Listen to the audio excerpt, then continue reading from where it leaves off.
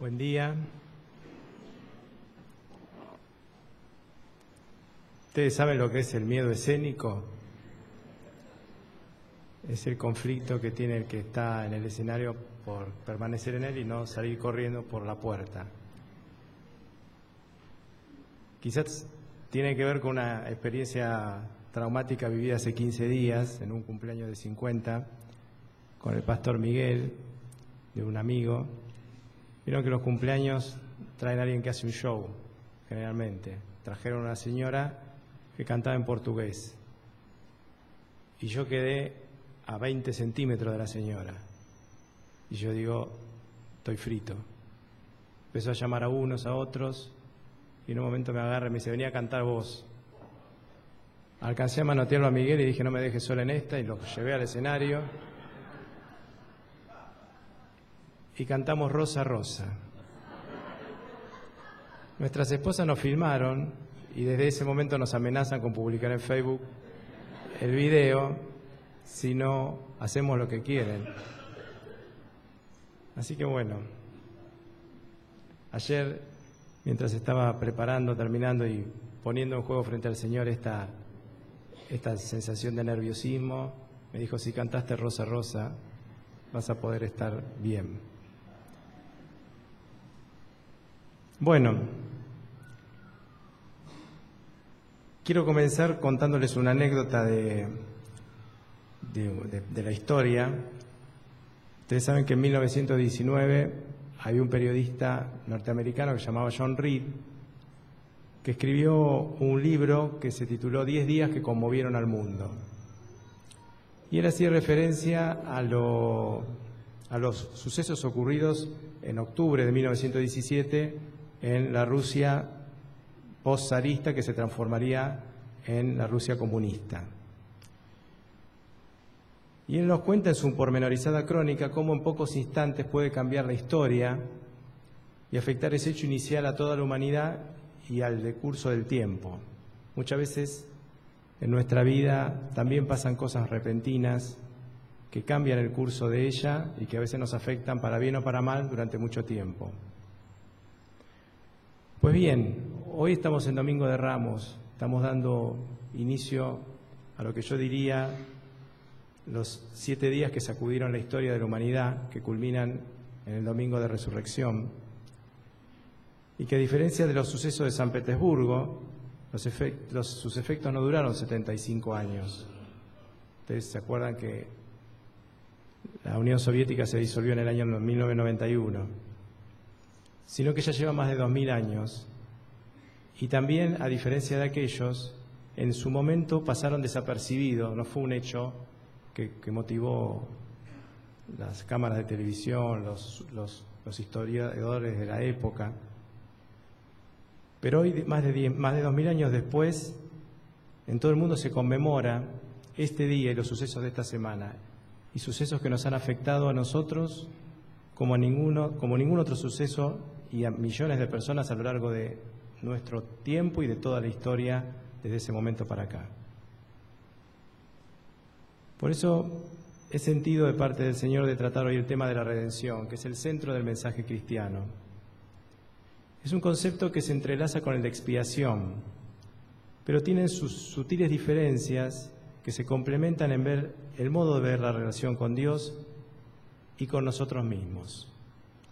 Son dos conceptos que preexisten al cristianismo, pero se vuelven singulares en él, y por eso me parece importante detenerme un poquito.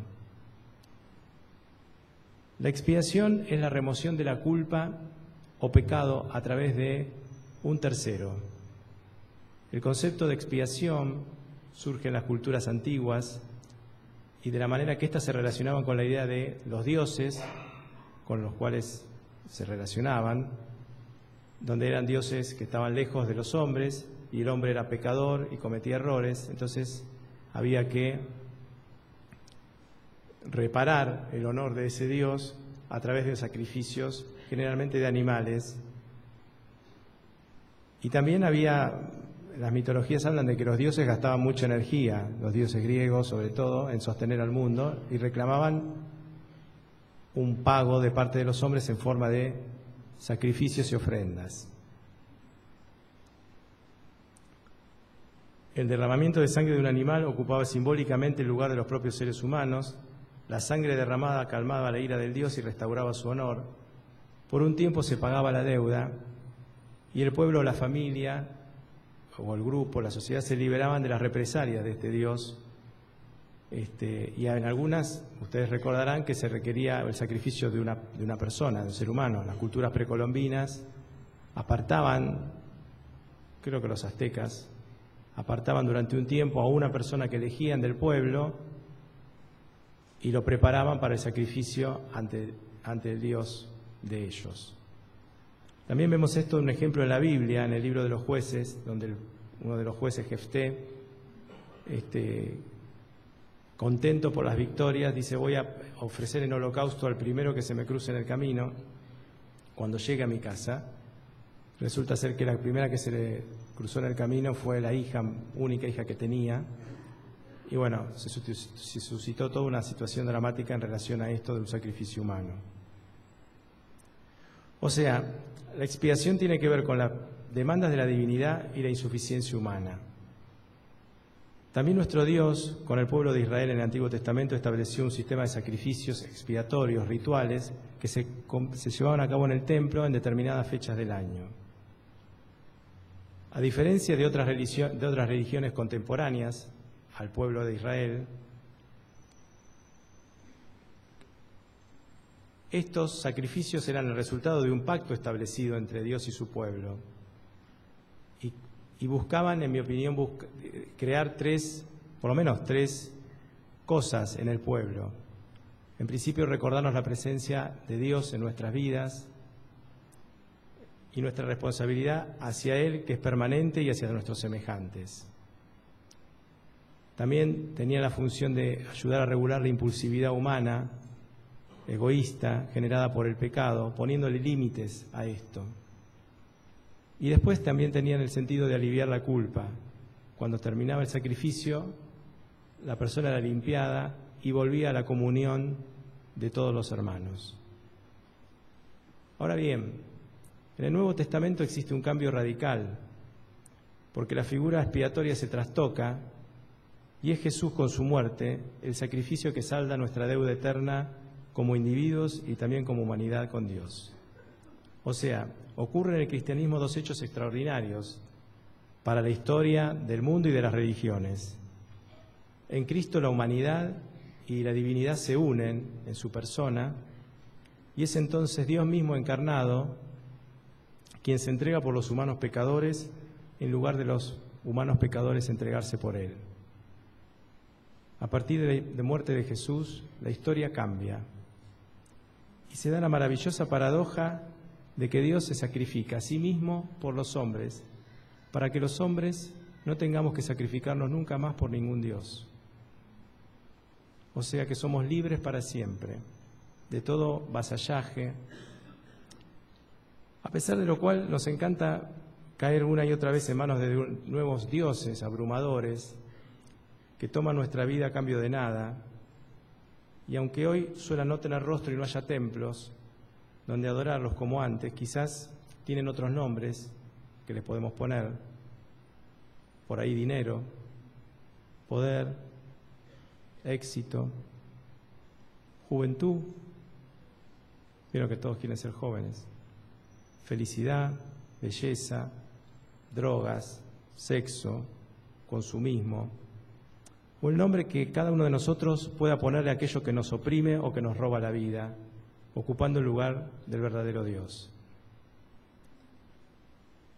Vuelvo a decir, Jesús se sacrificó por todos los hombres y las mujeres para que nunca más tengamos que sacrificarnos por ningún otro Dios. Jesús nos regala el don de la libertad. Él dice en Juan 8:32, conocerán la verdad, conoceremos a Dios y seremos libres. Esto en cuanto a lo que es el concepto de expiación. Y se relaciona con el concepto de redención.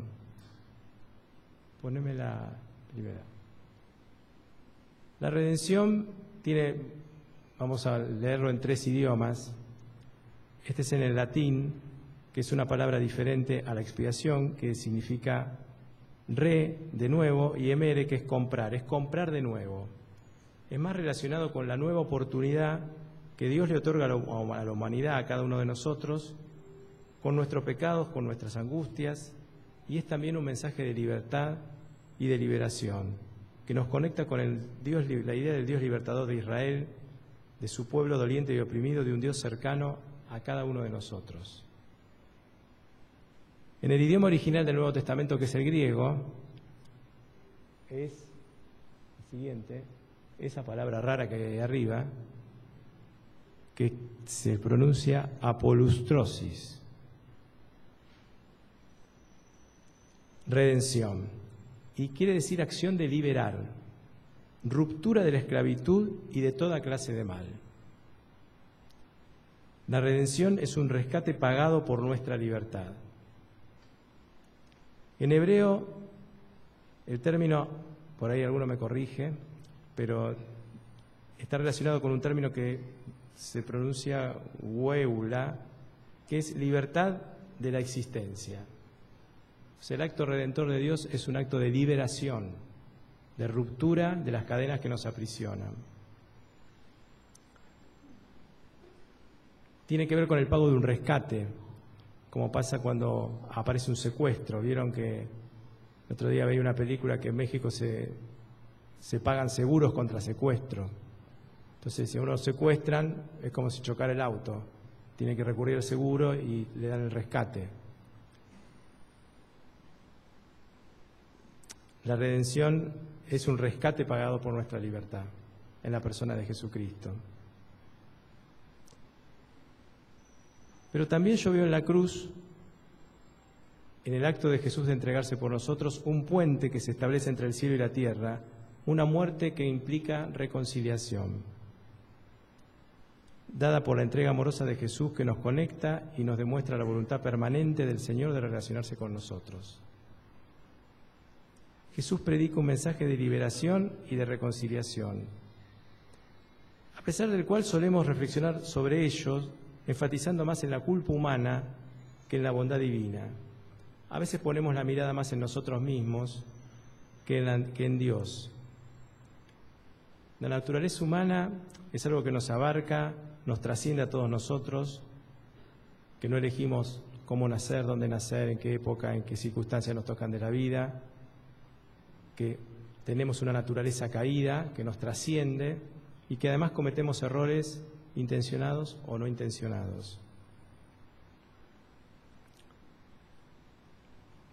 La maldad humana que lastima el corazón de Dios genera un daño tremendo en todos nosotros y en la sociedad en la que vivimos.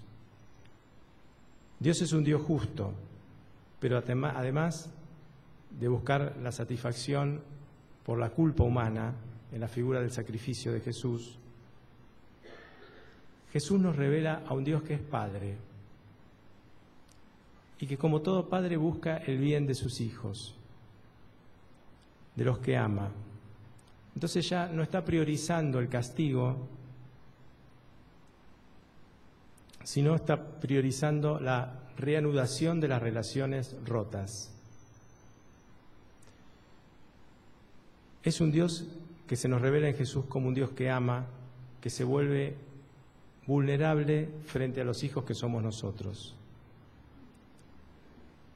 Dice un autor francés que a mí me ha conmovido mucho hace muchos años, que cuando uno es padre tiene una herida abierta en el corazón todo el tiempo.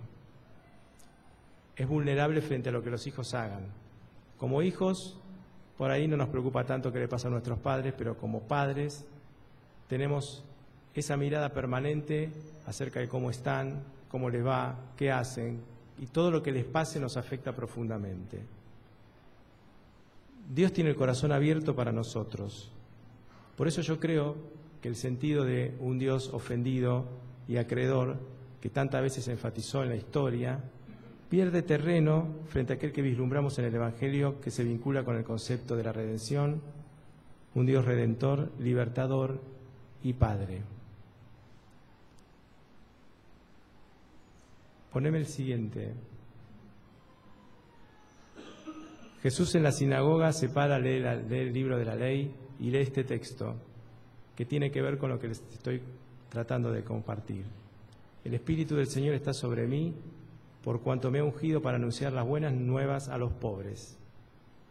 Me ha enviado a proclamar libertad a los cautivos y dar vista a los ciegos, poner en libertad a los oprimidos y a pregonar el año del favor del Señor. Dios no busca castigar al género humano, busca redimirlo, darle otra oportunidad. Entonces, podemos empezar a entender la redención como un concepto que nos abarca y nos afecta, que nos libera de lo que nos oprime, rompe las ataduras, la opresión, que puede tener distintos nombres. Yo puse algunos, pero cada uno puede poner el que le parezca o el que siente así para sí mismo. Una deuda, una enfermedad, una condición social, el hambre, la opresión humana, nuestra naturaleza impotente frente a lo irremediable que nos alcanza, el vacío espiritual, el sufrimiento físico y la muerte. Y creo que es bajo este concepto que la obra de Jesús alcanza su mayor esplendor, ya que siempre Él buscó romper aquello que nos aprisionaba, lo que nos quita el aire y no nos permite desplegar el potencial con el que fuimos creados, con el que Dios nos soñó y nos sigue soñando hoy. No es solamente la muerte de Jesús en la cruz la que nos redime, sino toda su vida es redentora, siendo su muerte lo máximo de la entrega por los otros. Jesús, con su vida y con su muerte, nos muestra distintas cosas que en principio las expresé de esta manera.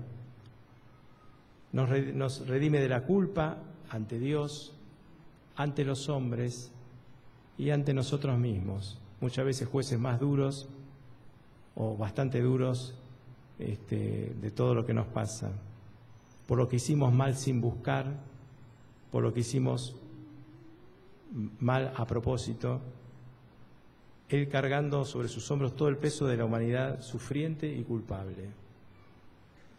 Nos muestra también el camino de la liberación del individualismo del yo, que nos esclaviza a veces sutil y a veces estruendosamente, dañando todo el tiempo las relaciones humanas, como lo vemos en nuestras vidas cotidianas y en las que nos rodean. Porque su entrega por nosotros lo potencia hacia el infinito. O sea, Jesús decía, el que quiere conservar su vida, la perderá, no porque no le gustaba que cada uno hiciera su vida, sino porque entendía que cuando nos liberamos de buscar nuestro propio bienestar, encontramos un sentido distinto a la vida cotidiana. Y esto hay un montón de testimonios de un montón de personas que han encontrado un sentido en su vida cuando se liberan de sus propias ataduras y sus propios deseos personales. Y también nos muestra el camino de la liberación del poder que ejerce la muerte, del temor que nos genera, un temor que en nuestro tiempo reemplaza el temor a Dios que había en la antigüedad. Hoy la gente no le tiene miedo a Dios, le tiene miedo a la muerte. La mayor parte, con alguna creencia o no, pero como que la muerte nos atraviesa, nos separa y es un límite infranqueable que nos genera muchas veces temor, muchas veces pavura, muchas veces dolor. Y porque Él nos muestra la senda de la resurrección. Nos muestra el hallazgo del sentido vital. Él dice, el que viene a mí y bebe del agua que yo le voy a dar, no volverá a tener sed jamás, sino que esa agua dentro de sí mismo, dentro de nosotros, se convertirá en un manantial del cual brotará vida eterna. Y también de la reparación de las relaciones quebradas. Dios no es tanto un acreedor que busca cobrar su deuda, como aquel que intenta reparar relaciones rotas, de los cuales vamos a ver dos ejemplos. El siguiente. Esto es el encuentro de Jesús con Pedro después de la resurrección, donde tenemos un Pedro pienso yo, culpable, sintiéndose mal de haber traicionado a su amigo y su Señor, solo, desilusionado, volviendo a sus tareas cotidianas sin otra cosa que hacer que esperar que el tiempo pase y separado de todo lo que él creyó y se jugó la vida, y con la carga tremenda de haberlo negado en el momento que él más lo necesitó. Jesús se acerca, les pide comida, los invita a desayunar y después se dirige a Pedro y le pregunta si lo quiere, si lo ama.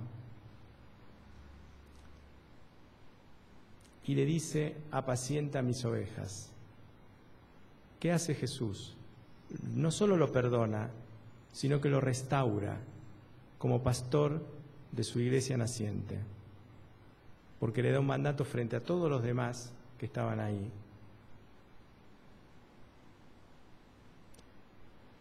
Dios no se queda esperando, va donde el otro está y lo redime, lo repara, lo cura, le da la posibilidad de empezar de nuevo. Pero la actitud de Pedro también es importante y es fundamental, porque se deja encontrar y redimir por el amor inmerecido del Señor, que vemos que busca y busca, no se da por vencido en su empeño por rescatarnos de nuestra dolorosa soledad. Entonces, la redención es como un aspecto que tiene dos caras. Por un lado, la vida del Señor como una experiencia existencial de cómo debemos vivir. Él marca un surco en la tierra, abre un camino en la espesura como de la selva donde no vemos y nos señala hacia dónde y cómo marchar. Por otra parte está nuestra propia actitud frente a Él, a su desafío, nuestra elección, nuestra responsabilidad. Porque si solo miramos el camino y no lo recorremos, la redención no opera en nuestras vidas. Es una caricia para nuestra alma, pero no genera cambios. A los primeros cristianos los llamaban los del camino, porque eso predicaban, acerca de un camino de liberación y de salvación, donde nuestra actitud frente al desafío de Cristo marca nuestra historia y nuestro destino. Él, con el ejemplo de su vida, no nos libera de lo que es desagradable o doloroso, porque Él compartió vivencialmente con nosotros lo que nos pasa a cada uno de nosotros. Él sufrió, como cualquiera de nosotros, cosas ordinarias y extraordinarias a lo largo de su vida. No se salvó de ninguna. Del dolor del exilio, la amenaza temprana a su vida, la pérdida de sus seres queridos. Suponemos que José murió cuando él era adolescente, perdió a su padre. El aislamiento de los suyos, la falta de reconocimiento de su pueblo, la sospecha, el sentimiento de fracaso, la traición de sus seres amados y su abandono, finalmente el sufrimiento físico y la tremenda angustia que genera la inminencia de una muerte a todas luces injusta, y además sintiendo en ese momento la ruptura con Dios en el momento de su muerte. Todo ello atravesó el Señor para abrirnos un camino con su actitud, para que veamos que existe otro rumbo posible para nuestra vida, para que podamos experimentar la ruptura con lo que nos oprime, con Él delante extendiéndonos su mano hacia nosotros, invitándonos a dejar a un lado el temor y a confiar que detrás de cada dolor, de cada pequeña muerte o grande que cada día se nos atraviesa, está la esperanza y la certeza de la resurrección.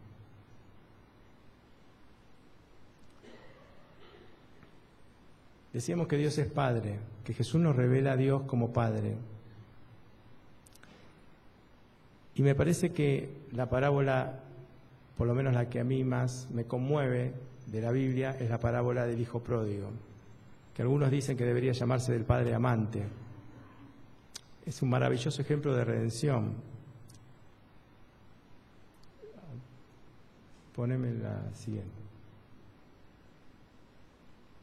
Donde vemos que se encuentra, yo la tomé de Lucas 15, donde está en la tercera, son 3 parábolas que Jesús cuenta cómo es el reino de los cielos y qué pasa en el reino de los cielos cuando nos reencontramos. Y entonces está la parábola de la oveja perdida, donde nos compara la relación entre el pastor y sus ovejas, de la moneda perdida, y después esta, donde en general Jesús tenía un método a veces de enseñanza donde él polarizaba y ponía las cosas en extremo para resultar como exageradamente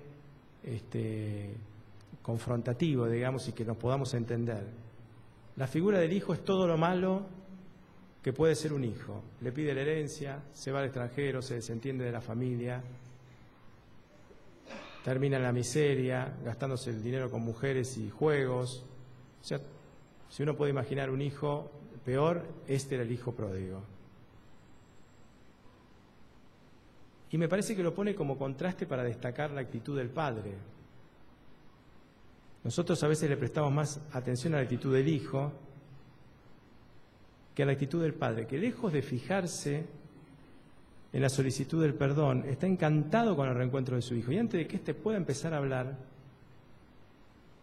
lo rodea, corre hacia él, lo abraza, lo besa y le dice: hijo, bienvenido a casa, y celebra una gran fiesta.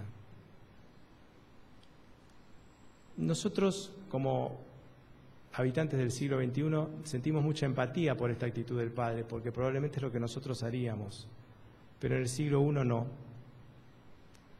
En el siglo I los padres no hacían estas cosas con sus hijos, que los abandonaban y eran rebeldes. Era escandalosa la actitud de este padre de esta parábola. Jesús dice que así es la alegría de Dios cuando nos reencontramos, así es la redención. El énfasis no es el monto de la deuda acumulada, es la misericordia de Dios. Y como Jesús enseñaba con parábolas,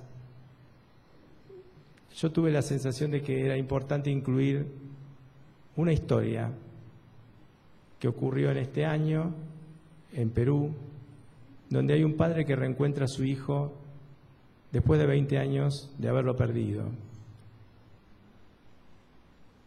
Y yo quiero que, al verlo, es un videíto que dura 4 minutos, podamos vislumbrar algo del destello divino que nos ayude a comprender un poquito algo de este amor que Dios nos tiene a cada uno de nosotros. Pon el video. Bueno, ¿qué vamos a conocer ahora? Bueno, como les comentaba hace un momento, esta es una historia increíble. El Sexto Día presentó una nota sobre los indigentes que viven en la Costa Verde. La familia de uno de ellos vio la nota y reconoció a un familiar que hace 20 años no veía. Y Humberto Pantigoso los ha reunido. Veamos. Ven, te van a agarrar el carro, ven para acá. Te van a atropellar, ¿ah? Acá, ¿cómo te llamas? Becerra, ya. ¿Cómo? Becerra. Becerra, tu apellido. Becerra, Volcán. Reinaldo Becerra, un joven indigente que deambulaba por la Costa Verde, fue reconocido por sus familiares en un reportaje del programa El Sexto Día de Panamericana Televisión. Ahora volverá a casa junto con sus seres queridos. Juan Becerra es el padre de Reinaldo. Este hombre recorrió todo Lima e incluso viajó a provincias para poder encontrarlo.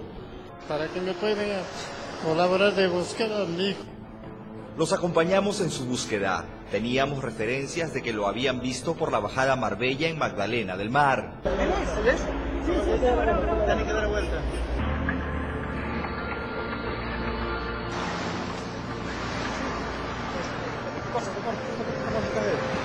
Tranquila, tranquila.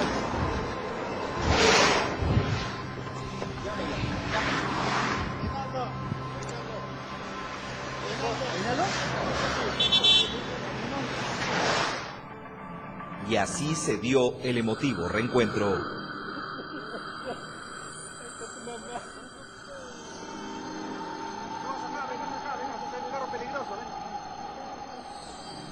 Papito.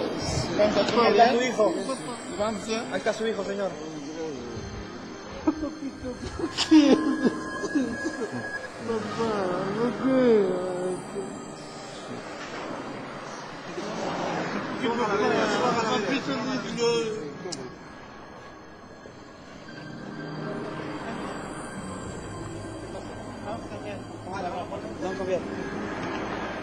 Le quitaron los trapos sucios que llevaba.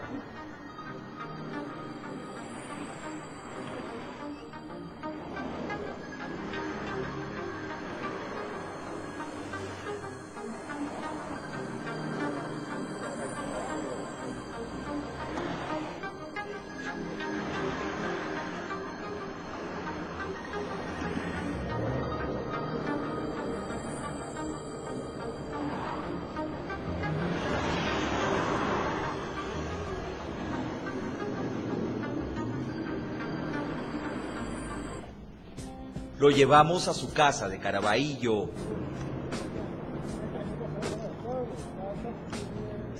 Estas jóvenes no podían creer que su hermano había regresado luego de casi 20 años.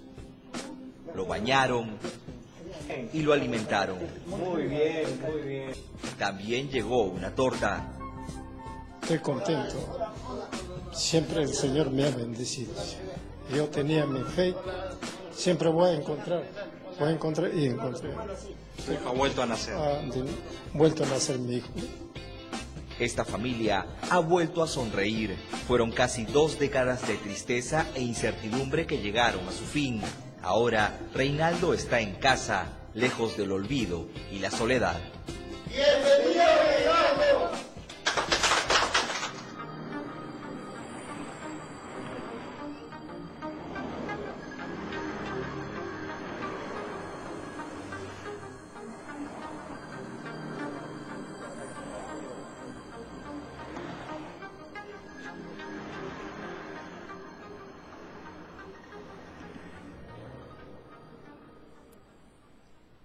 Bien. Obviamente que el chico tiene dificultades de índole de salud mental, pero yo quería enfatizar en la actitud del padre y decirles que este es nuestro padre, esta es nuestra buena noticia. Esto es lo que debemos hacer, no lo que debemos hacer, no solo lo que tenemos que cambiar, no. Es la actitud del Padre que refleja la actitud divina, que se ha acercado, que nos añora, que nos extraña, que nos busca y que nos sale al encuentro, y que nos encuentra en peligro, sucios, malolientes, deambulando en el mundo sin razón, y nos abraza, nos baña, nos pone ropa nueva, nos alimenta y hace fiesta. Nosotros tenemos que dejarnos abrazar, conducir y guiar por Él. Ustedes vieron cómo este papá lo besaba a su hijo. Ustedes se imaginan la suciedad, el olor. Y él lo limpiaba con su propia boca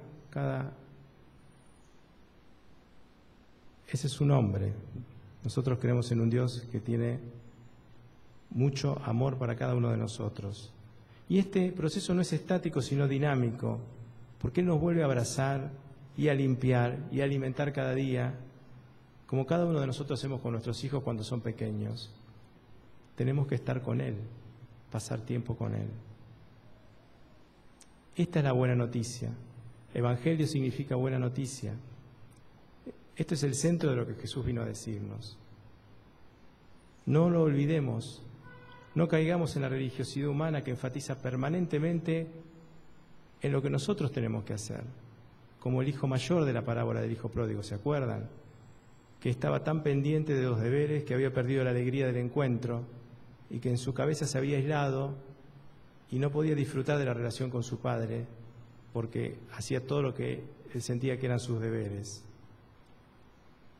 y se perdía del encuentro profundo con el otro. Este es el mensaje de la Pascua. Dios se entrega, Dios lava los pies, Dios sana, Dios libera, Dios sirve. Por eso, vivamos lo que tengamos que vivir con la alegría profunda de haber sido encontrados y de ser amados. Porque si lo creemos realmente, aunque sea un instante, saldremos a regalárselo al mundo, sin que nadie nos lo pida. Mundo que por otra parte es inmune a la culpa. Con la culpa y las amenazas me parece que no evangelizamos más, pero hambriento de gracia, desolado por la violencia, la explotación, la desesperanza, la soledad, el anhelo de relaciones estables que se rompen y se rompen todo el tiempo, generando resentimiento, dolor, lastimaduras, hijos rotos, y sobre todo totalmente desorientado espiritualmente y lleno de pavor ante la muerte. Cuando vemos a la humanidad así, la vemos como Él la ve, y entonces solo nos queda amarla como la ama Dios. Por eso yo siento que colmamos el corazón del Señor, no cuando amamos porque lo amamos a Él, sino porque amamos como ama a Él. Entonces sentimos como siente Él. Y la buena noticia se multiplica por millones, y ahí seremos luces que iluminan lo oscuro y sal que preserva de la podredumbre lo creado. Ustedes saben que la sal no tiene que ver con el sabor en el mundo antiguo, tiene que ver con preservar lo que se pudre. El Señor nos manda a ser sal de la tierra, con nuestras actitudes, con nuestro amor, con nuestro salir al encuentro del otro. Para terminar, me gustaría que nos lleváramos hoy esta doble imagen, o que te llevaras esta doble imagen.